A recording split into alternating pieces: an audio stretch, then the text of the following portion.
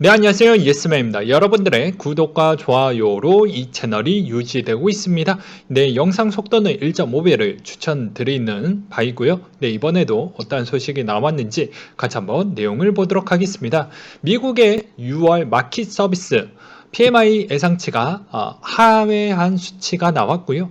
그리고 ISM 서비스 지수도 마찬가지라고 보시면 될 것 같습니다. 유럽의 독일 제조업 수주가 약간 안 좋게 나왔는데요. 지난 몇 개월간 경제 회복세에 힘입어서 호황을 기록했는데 부품과 원자재 공급 부족으로 인해서 회복세가 둔화되고 있다고 되어져 있습니다. 영국의 6월 서비스업 PMI 확장치는 예비치에 상회했으나 전월 대비 하락한 수치가 나왔고요. 아무래도 이번 델타 영향 때문에 봉쇄 조치 영향으로 조금은 타격이 좀 있었다라고 되어져 있습니다. 그 다음으로 유로존의 6월 서비스업 PMI 확정치는 예비치에 상회한 결과치가 나왔다고 합니다. 유로존의 서비스업이 호황을 나타냄에 따라 기업들이 급증하는 수요를 대응하지 못하고 지적이 나왔고 일부 노동력 부족에 기이한 현상으로 결정력 향상을 의미한다고 평가를 했다. 라고 되어져 있네요. 네, 중국의 6월 차이신 서비스업 PMI가 전월 대비 하락했다고 합니다. 광동 지역, 제가 있는 곳이죠. 그래서 이쪽에 재확산의 원인으로 좀 보여진다라고 되어져 있는데 이제 저희 쪽은 다 끝났습니다. 그 다음으로 호주의 RBA 총재가 자국 경제가 회복에서 확장 국면으로 전환하고 있다고 진단을 내놨고요. 현재 고용은 완전 고용 수준이 4%에 미치지 못하고 있을 뿐더러 인플레이션 또한 임금 상승률이 높지 않아 상승폭이 제한적이기 때문에 기준금리 인상 시기를 앞당기지 않겠다는 점을 강조하기도 했습니다. 달러 인덱스 추이를 보게 되면 92.55를 기록을 했다고 하는데요. 델타 변이 확산으로 안전자산 선호 심리가 강화가 되었고요. 미 ISM 서비스업 등의 경제 지표가 둔화되며 10년물 국채 수익률이 하락함에 따라 상승폭이 일부 반납이 됐다라고 합니다. 그 다음으로 배럴당 유가 추이죠. 배럴당 73달러 선에 마감을 했다고 하는데요. 사우디아라비아와 아랍의 마찰에 따른 이번 오펙 감사 합의 결로로 인해 가격 경쟁 우려가 부각됨에 따라 하락을 맞이했다. 이런 내용이 나온 게 있습니다. 네, 그 다음으로 뉴스레터에서 나왔던 소식 중에 하나인데요. SNS가 어떤 게 가장 핫한지 나왔던 내용이 나와서 공유를 해드리려고 합니다. 페이스북이 여전히 강자이고요. 보게 되면 메신저에서 87%를 보여주고 있고 미국에서 그 다음으로 보게 되면 줌이 아무래도 화상회의 때문에 그런 것 같습니다. 그리고 스냅챗, 왓츠앱, 아이메신저, 스카이프 등등이 좀 눈에 들어온다는 거. 그리고 저 페이스북에 대한 저런 내용을 왜 제가 설명을 드리는 배경은 이런 거라고 보시면 될 것 같습니다. 최근에 DM으로 인한 스테이블 코인을 조만간에 서비스를 하려고 하기 때문에 앞으로의 페이스북의 움직임도 계속 체킹을 해야 된다라는 측면으로 좀 설명을 드렸던 배경이고요. 가상자산 사업자 현황 관련 유관기관 협의회를 개최를 했다고 합니다. 15개 금융기관에 6월 30일 기준으로 제1차 회의를 통했고요. 보게 되면 금투, 생보, 손보, 여신, 농협, 수협, 신협, 산림 등등 다 거의 다 들어갔다고 보시면 될 것 같고요. 점검한 내용을 한번 보도록 하겠습니다. 네, 9월 24일까지 가상자산 사업자 신고를 의무화하고 여기에 계좌에 대한 모니터링을 강화하고자 금융회사 타인명의 계좌 및 위장, 제휴업체 계좌를 활용하는 등 지속적으로 숨어드는 경향이 좀 있다. 그렇기 때문에 이런 측면을 조금 더 타이트하게 가져가 보겠다라는 측면과 9월 달까지니까 거의 악재가 나온다고 해도 대부분 7, 8월 달에 거의 다 털고 나갈 것으로 보여집니다. 그렇게 보시면 될 것 같아요. 그래서 상당히 단속 기간이 커지고 있고요. 대응적 조치를 보게 되면 위장 계좌, 타인 계좌, 거래 중단, 의심 거래 보고로 STR 부분하고 조사 자료를 계속 공유를 하고 있다. 서로 공유를 해서 어떻게 해서든 잡아쳐 넣겠다라는 부분이 아주 확고하다라는 걸 여기에서도 알 수가 있겠죠. 그래서 여러분들도 웬만하면은 문제되지 않게끔 잘 관리하셨으면 좋겠습니다. 최근에 제가 이번 4월, 5월 달에 자금을 50%를 좀 빼놓다 보니까 또 그거에 따른 또 자금 소명을 좀 하라고 왔더라고요. 물론 이제 금액이 크니까 그런 거겠죠. 그만큼 상당히 최근에 해당에 있는 정부가 부동산 쪽을 적폐시 보면서 여러 가지 자금 소명을 하기가 너무너무 복잡해졌습니다. 그걸로 인해서 대부분 국민들이 좀 많이 피곤할 것 같다라는 생각이 딱 들어요. 금융적인 측면만 본다라고 해도요. 상당히 불편한 건 사실입니다. 그리고 조세 법률주의에도 어긋나는 짓거리를 하고 있는데도 뭐 운영자가 정부니까 뭐 어쩔 수가 없는 거죠. 우리가 뭐 결과론적으로는 다수결로 뽑은 건 사실이니까 그렇게 좀 봐야 되겠죠. 그 다음으로 또 21년 6월 FATF의 영상총회 참석 결과 내용이 나온 게 있는데요. 논의 결과, 이 내용 중요하죠. 보게 되면 신기술 적용으로 세탁을 하면 여기에서 뭐 위험평가와 여러 가지 뭐 그런 게 있으니 우리 여기에서 좀 털고 가겠다. 그래서 언제 여기에서 호응했던 국가들은 128개국에 58개국이 개정사항으로 이행을 했고 52개국은 가상자산 사업자를 규제를 했고 나머지 6개국은 가상자산 사업자를 완전히 금지를 시켰다고 합니다. 민간 영역의 트래블 룰을 이행한 부분으로 해결책을 좀 가져가겠다라고 나왔고요. 자, 보게 되면 이것도 21년 10월까지 너희 개정 지침서 마무리할 예정을 갖고 있다라고 되어져 있어요. 그래서 미이행국의 제재가 어떻게 되는지 여러분들도 궁금하시죠? 중대한 결함이 있어 조치를 요하는 위험국가, 제도상 결함을 치유 중인 강화된 관찰 대상 국가 명단을 매 총회마다 공개를 한다. 이걸 한다라는 건 무엇일까요? 당연히 너희 이제 모든 금융적인 제재를 다 가하겠다라고 보시면 될 것 같습니다. 네. 그래서 기존의 강화 관찰 대상 국가였던 19개 국가에서 18개 국가는 현행 유지를 하고 가나는 제외시켰으며 4개국 하이티, 몰타, 필리핀, 남수단은 강화가 관찰 대상 국가에 새롭게 추가가 되었다고 되어져 있습니다.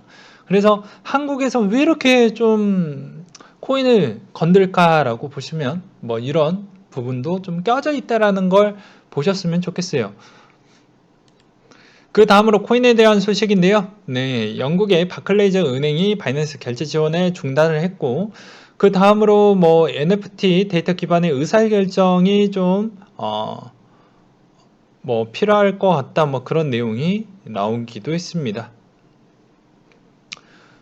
자, 그 다음 소식을 보게 되면 금융위원회 실명계좌 조건부 발급은 신고 수리를 요하는 규정이다라고 나온 게 있는데요. 보면 여기에서 막 뭐 우리를 위해서 막 해주는 것 같죠. 그게 전혀 아니다라는 점을 좀 참고하셨으면 좋겠어요. 맨날 여기에서 보면 특근법 하죠. 이게 특근법이 뭐 개인 국민을 위해서 해주는 것처럼 보이지만 절대 그런 건 아니다라는 거. 앞에는 맨날 보면 뭐 정경련 회관에서 개최된 가산자산 투자자 보호 및 실명계좌 발급 토론회 있는데 앞부분은 거의 없다라고 보시면 됩니다. 아직도 없어요. 네. 이제 막 무언가를 좀 해보려고 액션을 취하고 있는데 뭐 나온 게 있어야죠. 전혀 도움 안 되는 짓을 좀 많이 하고 있다라는 것과 62조 원 운용 헤지펀드가 암호화폐 관련 투자를 시작했다고 합니다. 마샬 웨이스가 섹터 투자를 하겠다라고 해서 스테이블코인과 암호화폐 결제 부분을 좀 많이 하겠는데 여기에서 언급은 스테이블코인을 좀 더 많이 우리는 이용을 해보겠다라고 했습니다. 앞서 어제 방송에서도 그 이야기를 했죠.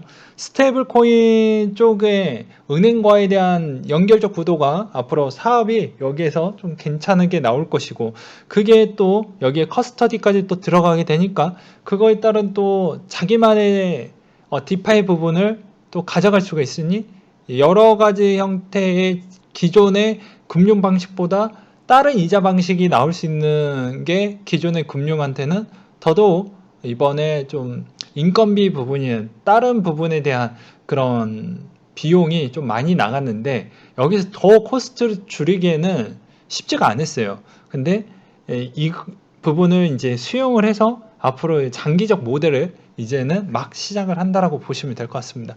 막 시작하는 거예요. 그 다음으로 아크가 다중자산 지원 암호화폐 플랫폼 페이퍼를 출시했다라는 내용과, 여기서도 보게 되면 암호화폐 자산을 지원하는 초점을 맞춘 툴 제품군을 포괄하는 브랜드로 아크, 에이다 등등이 들어가져 있다라는 거. 그 다음으로 이더리움 리드 개발자가 8월 4일 런던 하드버크 메인넷 활성화 제안을 내놨다라는 내용이 좀 눈에 들어왔고요. 코인베이스가 e스포츠 기업 ESL과 스폰서십 체결을 했다고 합니다. 아무래도 뭐 보게 되면 디파이 플러스 알파로 NFT 이렇게 같이 좀 봐야 되지 않을까 싶습니다. 어차피 NFT 관련해서도 그 안에서 대출 시스템을 연결해서 가져갈 수도 있어요. 네. 그리고 CME에서 레버리지 펀드 순으로 숏 포지션 규모가 올해 최저치이다 라고 해서 관련된 데이터를 인용을 해서 설명을 드린다고 하면, CME에서 활동하는 레버리지 펀드의 숏 포지션 규모가 올 들여 최저 수치를 기록했다고 합니다. 그래서 이번 형태가 뚜렷한 감소세를 보여주고 있다는 것은 아무래도 조만간에 무언가 변화를 주려고 하지 않을까라고도 볼 수도 있겠죠. 그 다음으로 텍사스 블록체인 위원회 블록체인 서밋이 10월 8일날 개최한다라는 소식과, 비트코인 우호적 뉴욕 시장 후보가 예비 선거에 승리했다라고 나왔습니다. 상당히 우리한테 좋은 거고요. 그리고 그 다음으로 내용을 보게 되면 선물에 대한 내용입니다. 네, 그냥 참고하셨으면 좋겠고요. 자, 테더의 무기한 선물이 30일 이평선 아래까지 거래되고 있으며 32,650달러까지 하락할 수가 있을 것 같다. 메인 시나리오는 36,000달러 선에 거래되는 약세 관점의 유지가 되고, 쇼타키 33,000, 31,000달러 선으로 좀 봐야 되지 않겠냐. 36,000달러가 뭐 상향 돌파일 경우 롱타키 38,000까지 열어두는 게 맞을 것 같다. 그리고 이더 같은 경우에는 2,400 아래로 거래가 되어 가고 있고, 2,400 아래로는 약세 관점이 유지가 되고, 숏타깃은 2,200 정도로 보시면 될 것 같다. 롱타깃은 2,500에서 2,650을 보고 있다. XRP는 0.7달러 선에 거래가 되어 가고 있으며, 숏타깃은 0.63에서 0.625 정도를 좀 보고 있다. 메인 시나리오는 0.75의 강한 저항선이 좀 있다라고 이렇게 써져 있습니다. 그리고 자메이카가 8월 달에 CBDC 시범 운영을 한다라는 소식과, 제드 맥켈럽은 계속 성실하게 매도를 끊임없이 XRP를 하고 있네요. 그 다음으로 김치 프리미엄 차이 불법 외환거래 1.7조 원을 적발했다 라고 해가지고, 뭐 간단하게 내용을 보게 되면 뭐 이런 내용이었습니다. 서로 이거를 무한 풍차 돌리기를 했는데, 이 송금의 명목은 유학자금 부분으로 이렇게 해가지고 뭐 저렇게 뭐 했다라고 하네요. 그것도 이게 되게 기사가 아주 핫하게 나왔기 때문에 대부분 다 보셨을 거라고 저는 생각이 듭니다. 근데 아까 보여드렸잖아요.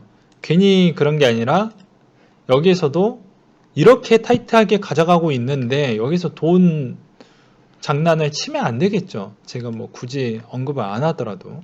그래서 웬만하면은 조금 더 먹겠다고 이상한 행동을 안 하시는 게 본인 신상이 좋다라고 저는 설명을 드리는 바입니다. 그래서 과태료가 거의 대략 한 10억 원 정도, 13억 원 정도 냈고요.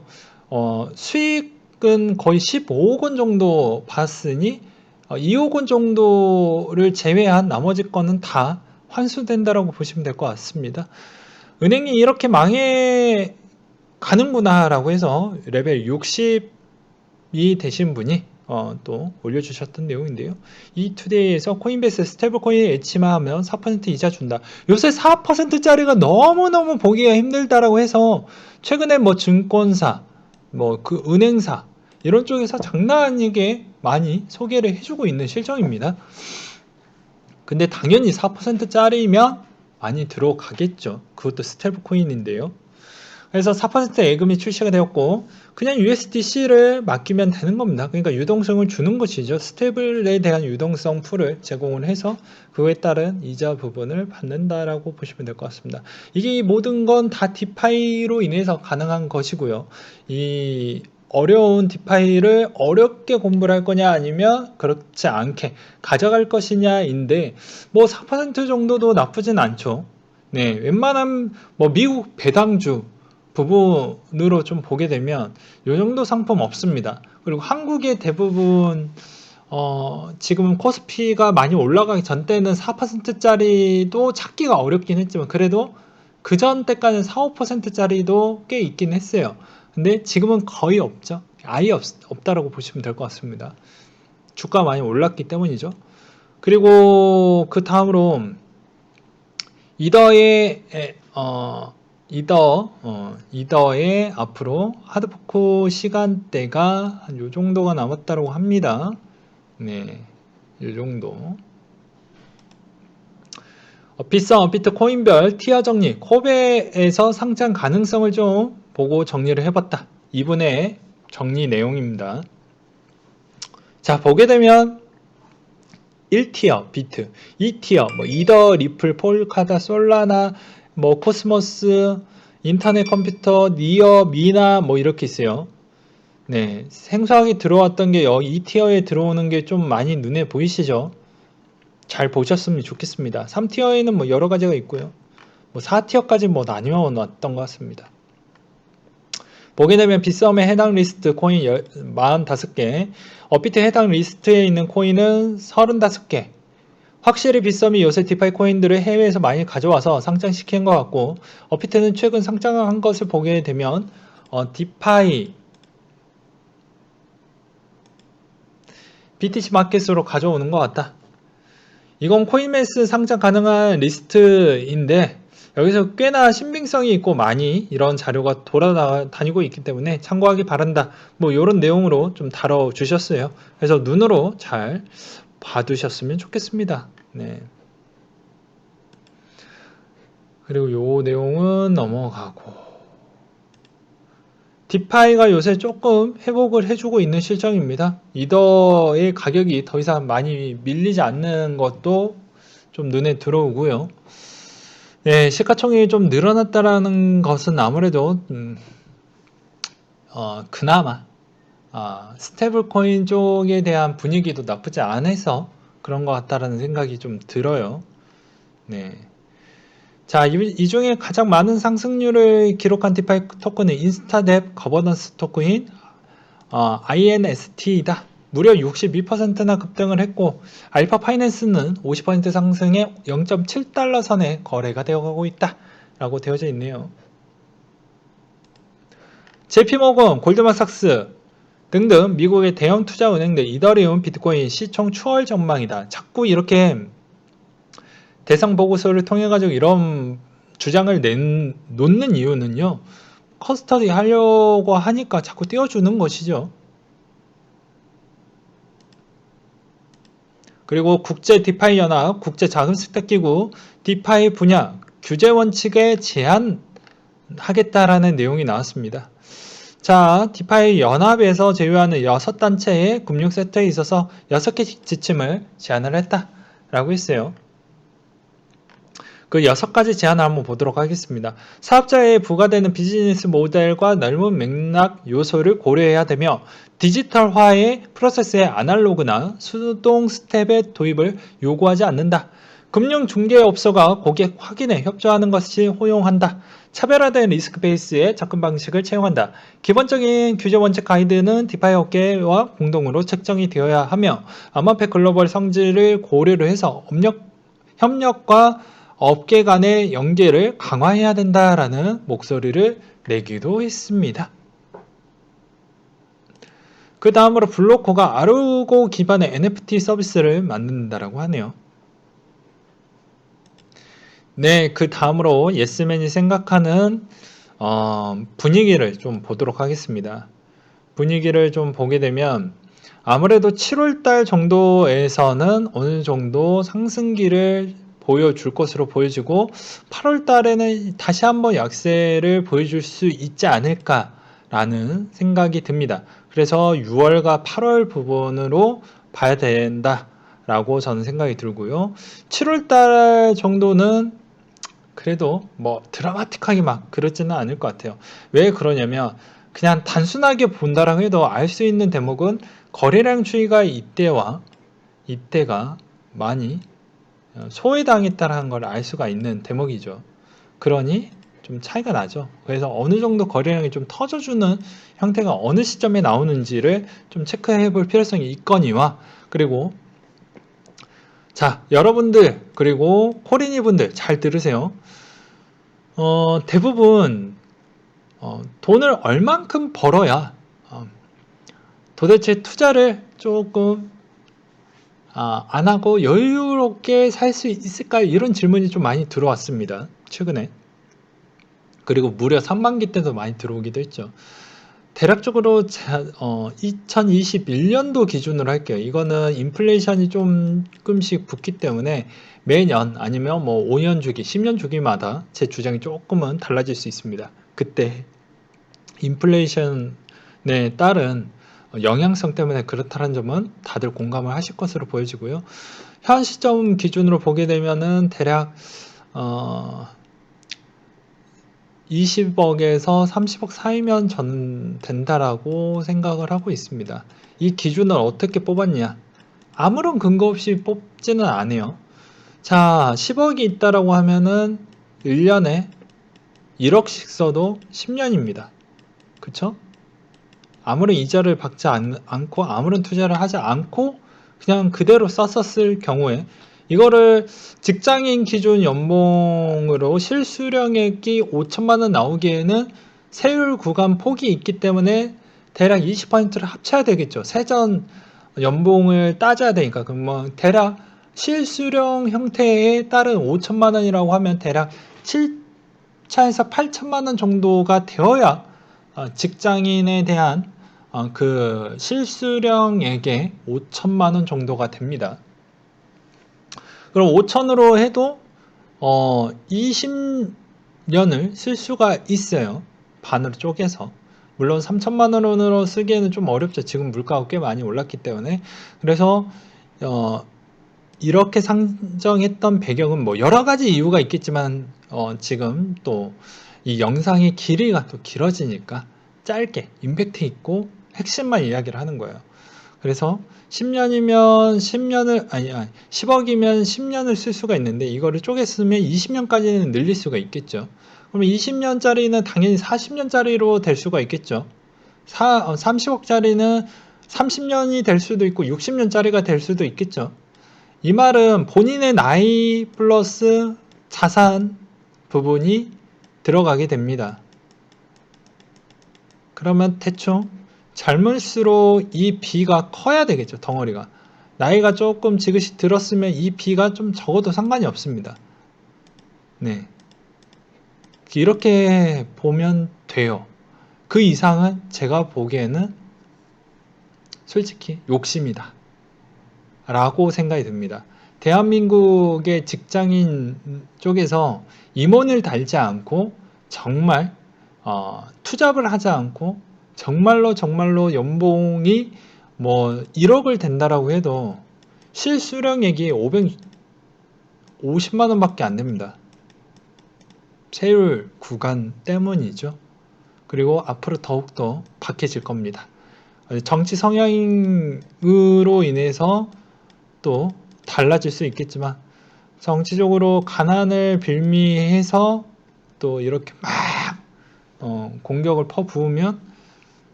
어떻게 보면 고액 연봉자가 고액 연봉이 아니게 되는 그러면서 이제 고액 연봉자들도 당연히 일을 덜 하려고 하는, 그러면 다 같이 죽는 거죠. 예. 그래서 세금도 생각보다 어떻게 보면 나라에 대한 문화가 좀 중요한 것 같아요. 같이 죽자 이런 분위기보다는 서로 존중하고 그래야 되는데 지금은 좀 그런 게 너무 인색하지 않나 라고 생각이 들거든요. 그래서 제가 저번에도 이야기를 했잖아요. 뭐 코인 시장을 다 떠나서 항상 부자가 되셨으면 그만큼 기부를 많이 하셔야 된다. 그 이유는 여러분들이 어떤 투자 상품이 됐든 간에 매도를 하기 위해서는 매수자가 붙어주고 그것으로 인해서 그 호가를 누군가가 만들어 주었기 때문에 내가 그 자리에 엑시트가 가능한 것이죠. 그러니까 세상은 혼자 산다라고 하지만 절대 혼자서 할 수가 없는 거예요. 직접적이든 간접적이든 간에요. 그래서 이런 점도 좀 알고 계셔라. 그리고 내가 이것도 너무 부족해 이렇게 또 생각하시는 분들이 혹여나 계실까봐 아주 임팩트 있게 이렇게 간단하게 설명을 드렸으니까 목표를 잡으신다라고 해도 이 정도 선으로 좀 보셨으면 좋겠습니다. 그러면 이제 여기서 마지막으로 뭐 집을 여기에서 포함을 했냐 안 했냐, 집은 세금이 앞으로는 미친 듯이 올라갈 것이기 때문에 그거는 각자 알아서 제외하고 계산을 한 것이기 때문에 알아서 선택을 하셨으면 좋겠습니다. 집이 들어가면 직장인이 직장을 못 그만둡니다. 참고로 그 점은 알고 계셨으면 좋겠어요. 네. 그리고 최근에 이제 이렇게 투자 소득에 대해서도 자꾸 건들고 있어서 웬만하면 투자 소득이 그 이상은 불로소득으로 오해를 해서 막 둔갑해가지고 막 다 저패로 안 봤으면 좋겠습니다. 왜냐면 여러분들이, 제가 조금 꼰대일 수도 있겠지만 코인과 좀 별개에 대한 이야기를 많이 하는 것도 저도 별로 좋아하지 않아요. 그래도 여러분들 꼭 알고 계셔야 되니까. 이 투자 금융소득 자체가 너무 많다라고 해서 서로 죽이기 형태다. 이건 불로소득이니까 너도 죽어야 돼! 이런 형태로 보는 것도 바람직하지 않는 거예요. 사람은 다 늙어 죽습니다. 늙어가면 어떻게 되겠습니까? 일을 하고 싶어도 일을 못하는 상황이 발생을 해요. 그러면 뭐 자리가 있어야 될 거 아니겠습니까? 근데 일자리 환경이 가장 좋나요? 한국 사회가? 그렇지 않잖아요. 아시다시피. 그러면 금융투자소득 부분도 박해지면 노인이 되었을 때 뭐 어떻게 먹고 삽니까? 그러면 저기 낙후된 소외 지방으로 가서 거기에서 살 수밖에 없어요. 다 내려놓고. 그럼 여러분들은 노년 때 다 그렇게 살고 싶으신가요? 그러니까 너무 한쪽으로 치우친 사고가 그만큼 본인들한테도 안 좋다는 거예요. 그래서 계속 말씀을 드리지만 부자와 어떻게 보면 가난한 자와에 대한 공생적 관계가, 가난한 자가 부자를 바라보는 시선이 일부 좀 개선이 될 필요성이 있다라고 생각이 듭니다. 아주 냉철하게 보았을 때는요. 가난한 자가 자꾸 부자를 끌어내려고 하면 같이 죽는 것밖에 없어요. 왜냐하면 부자가 잃을 것만 해도 가난한 자가 장기적으로 보았을 때 버티기가 더 힘들거든요. 지금 세상을 보았을 때는.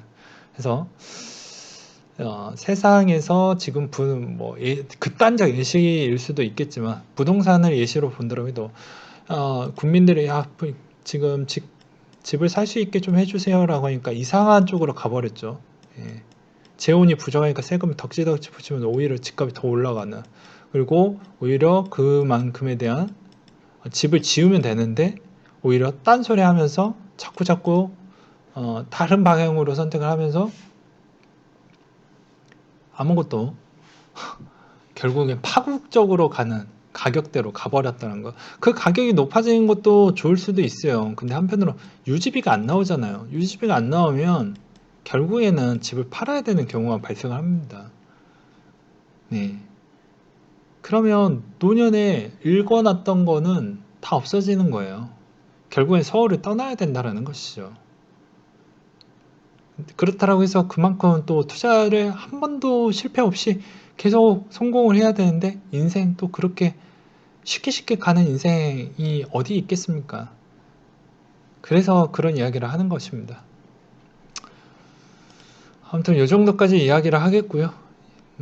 다음에도 더 좋은 정보로 또 준비하는 예스맨이 되도록 하겠습니다. 네, 이상으로 마치도록 할게요.